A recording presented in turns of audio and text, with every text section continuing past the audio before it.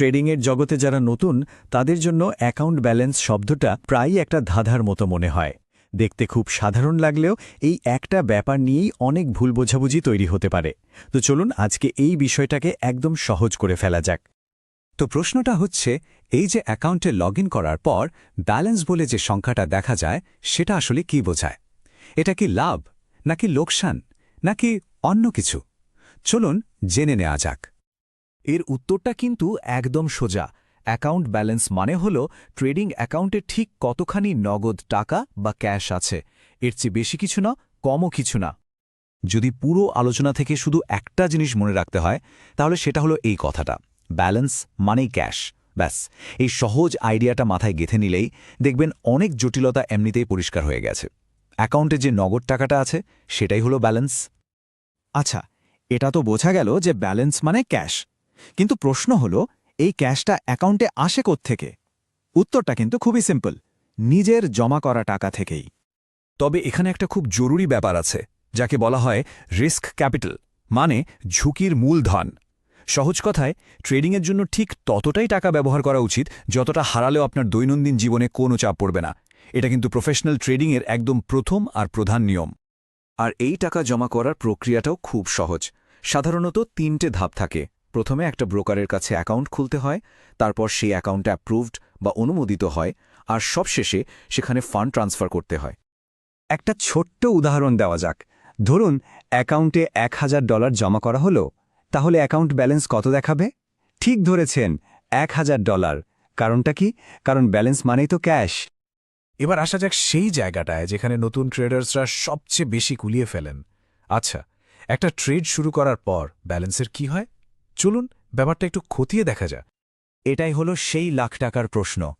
যখন একটা position open করা হয়, মানে একটা ট্রেড শুরু করা হয়, ঠিক ওই মুহূর্তে কি ব্যালেন্সের কোনো পরিবর্তন হয়?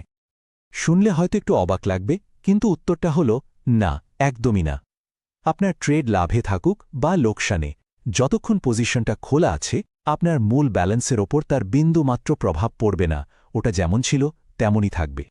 এই স্লাইডটা দেখুন, পার্থক্যটা একদম চোখে আঙুল দিয়ে দেখিয়ে দিচ্ছে। যখন একটা পজিশন খোলা হচ্ছে, অ্যাকাউন্ট ব্যালেন্সের কোনো নড়চড় হচ্ছে না, কিন্তু যেই মুহূর্তে পজিশনটা ক্লোজ বা বন্ধ করা হলো, সঙ্গে সঙ্গে লাভ বা লোকসানের টাকাটা সরাসরি ব্যালেন্সে যোগ বা বিয়োগ হয়ে যাবে। তো প্রশ্ন হচ্ছে, ব্যালেন্স যদি ট্রেড খোলার সময় না বদলায় তাহলে ঠিক কখন বদলায়? এর জন্য কিন্তু হাতে গোনা কয়েকটা নির্দিষ্ট কারণ আছে। মনে রাখতে হবে, মাত্র 3টে পরিস্থিতিতে আপনার ব্যালেন্স চেঞ্জ হতে পারে। 1 নম্বর, অ্যাকাউন্টে নতুন করে টাকা যোগ করলে। 2 নম্বর, আগে থেকে খোলা কোনো পজিশন বন্ধ করলে। আর 3 নম্বর, কোনো ওভারনাইট ফি পেলে বা দিলে। ব্যাস, এই 3টের বাইরে আর কোনো কারণ নেই। এই 3টে কারণের মধ্যে শেষেরটা, মানে ওভারনাইট ফি, এটা একটা বিশেষ ব্যাপার। যদিও অ্যামাউন্টটা খুব ছোট হয়, কিন্তু পুরো ছবিটা পরিষ্কারভাবে বুঝতে হলে এটাও জেনে রাখা দরকার। ধরুন কোনো ট্রেড দিনের শেষে বন্ধ না করে পরের দিনের জন্যও খোলা রাখা হলো। এই যে পজিশনটাকে পরের দিনে নিয়ে যাওয়া, এই প্রক্রিয়াটাকেই বলে রোল ওভার। আর এই রোল ওভার করার সময়ই ব্রোকার একটা ছোট্ট ফি কাটে, অথবা কোনো ক্ষেত্রে উল্টো টাকা দেয়। এই ফিটাকেই বলা হয় সোয়াপ। আর এই সোয়াপ ফি কিন্তু সরাসরি ব্যালেন্সকে প্রভাবিত করে। এই টেবিলটা দেখলে ব্যাপারটা একদম জলের মতো পরিষ্কার হয়ে যাবে। যদি সোয়াপ পাওয়া যায়, মানে অ্যাকাউন্টে ক্রেডিট হয়, তাহলে ব্যালেন্স একটু বাড়বে। আর যদি সোয়াপ দিতে হয়, মানে ডেবিট হয়, তাহলে ব্যালেন্স থেকে অল্প কিছু টাকা কেটে নেওয়া হবে।